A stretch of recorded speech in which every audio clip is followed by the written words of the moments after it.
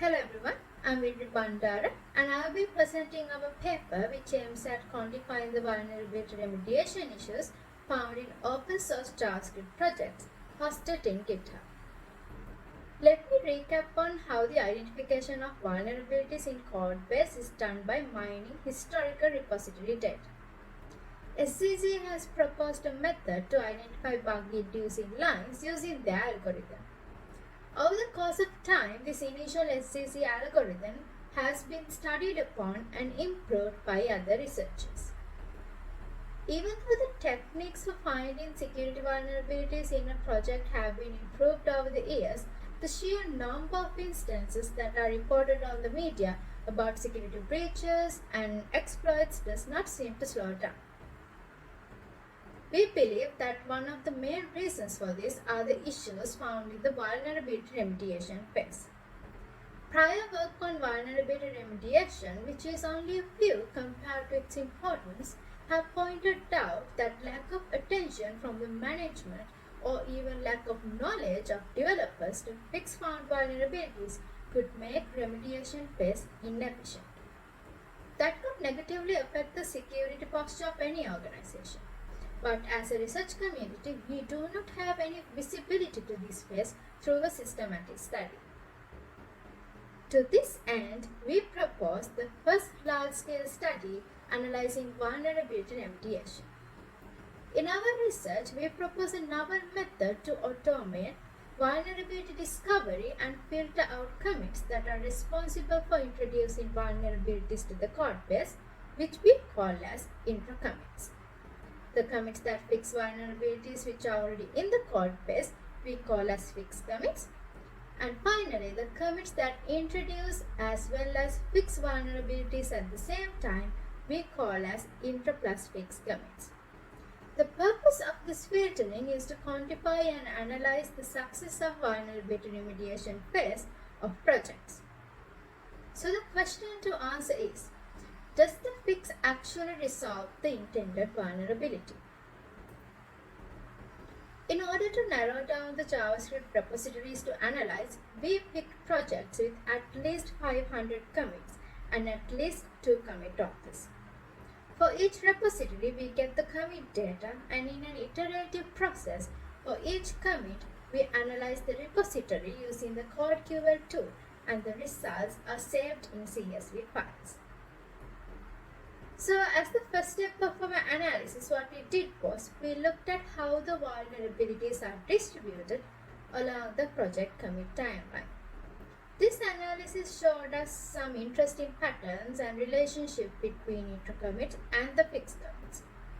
One of the relationships that stood out was the intro plus fix commits, which you may remember as the commits responsible for fixing a vulnerability, while in turn introducing one or more vulnerabilities into the code base.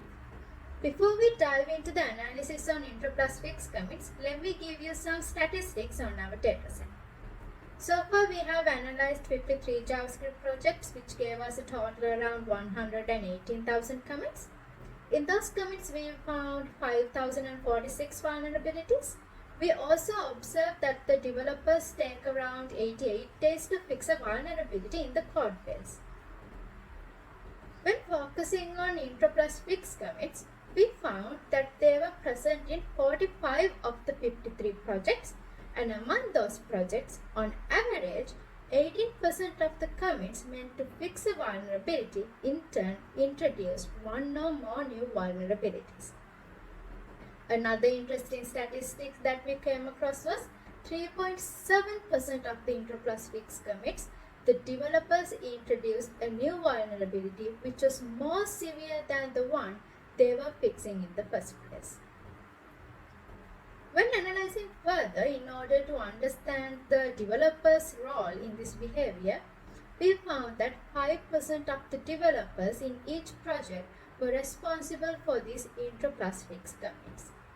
And 80% of the time, the same developer was responsible for the initial vulnerability and later on introducing more vulnerabilities while trying to fix the previous one. Another interesting number is 78% of all the committed vulnerable code could have been prevented if they had used proper scanning tools, because 78% of vulnerabilities they committed were publicly known at the time of the commit. The quantification of the remediation process has shown that 1/5 of the time, fixing a given vulnerability has gone from bad to worse by introducing more vulnerabilities to the code base. The literature lacks any quantification on this issue, so that presents some difficulties in proving this fact. From the developer's perspective as to why they failed to fix a vulnerability, source code analysis will help in understanding the current failure patterns before reaching out to developers hoping for the exact reason. So the interesting question is, where does this analysis take us? We believe that this research has interesting implications for both security and software engineering. There is rich literature from computer security on how to find and how to fix zero-day or cutting-edge vulnerabilities. This research shows that we have to go back and start from scratch to figure out why do developers make these mistakes in fixing vulnerabilities. There are many components or stakeholders involved in this process. Developers, organization culture, tools on improving code, tools for scanning vulnerabilities, testing approaches are some of them. As a research community, we need to understand these individual factors and their interplay affecting the remediation phase. We believe this research can make significant improvements on the following lines. Thank you.